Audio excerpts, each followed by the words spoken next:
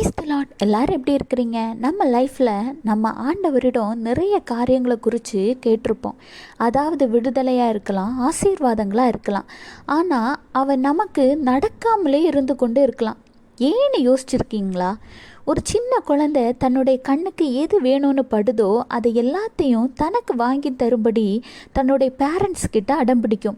ஒரு விஷயம் கவனிச்சிங்கன்னா, அந்த குழந்தை தன்னுடைய பேரண்ட்ஸ் கிட்ட மட்டும்தான் அடம்பிடித்தாலும், ஏன்னா தன்னுடைய பேரண்ட்ஸ் கிட்ட கேட்டால் வாங்கி தருவாங்கன்னு அந்த பிள்ளைக்கு விசுவாசம் இருக்குது, நம்பிக்கை இருக்குது.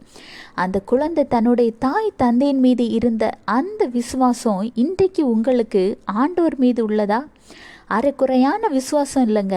தன் தாய் தகப்பனிடம் கேட்டால் கிடைக்கும் என்று அந்த குழந்தை விசுவாசிப்பது போல உங்கள் தகப்பனாகிய இயேசுவிடம் நீங்கள் கேட்டால் தருவார்னு முழுவதும் விசுவாசிக்கணுங்க.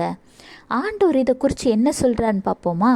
Matthew chapter 21 verse 22, if you believe you will receive what you ask for in prayer. மத்தேயு 21:22, மேலும் நீங்கள் விசுவாசம் உள்ளவர்களாய் ஜெபத்திலே எவைகளை கேட்பீர்களோ அவைகளை எல்லாம் பெறுவீர்கள் என்றார். பார்த்தீங்களா? வாக்கு தந்த தேவன் வாக்கு மாறாதவருங்க. அவருடைய வார்த்தை எப்பவுமே பொய் சொல்லாது. ஆண்டவர் சொல்லியிருக்கிறாரு, விசுவாசம் உள்ளவர்களாய் ஜெபத்தில் நீங்கள் கேட்கிறத நீங்கள் பெற்றுக்கொள்வீங்கன்னு. உங்களுக்கு ஒரு ஆசீர்வாதம், ஒரு விடுதலை இன்னும் கிடைக்காம இருக்குன்னா அதோட ஒரே காரணம் நீங்கள் தாங்க. ஏன்னா உங்ககிட்ட முழுமையான விசுவாசம் இல்லை. ஏதோ பேருக்கு ஏசப்பா எனக்கு சுகம் தாங்க, விடுதலை தாங்கன்னு கேட்டால் அவர் எப்படி தருவாருங்க?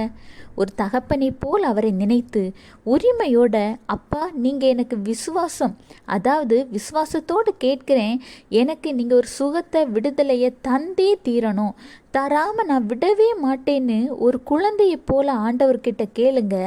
அற்புதத்தை பெற்றுக்கொள்வீங்க. Have a blessed day. Jesus bless you.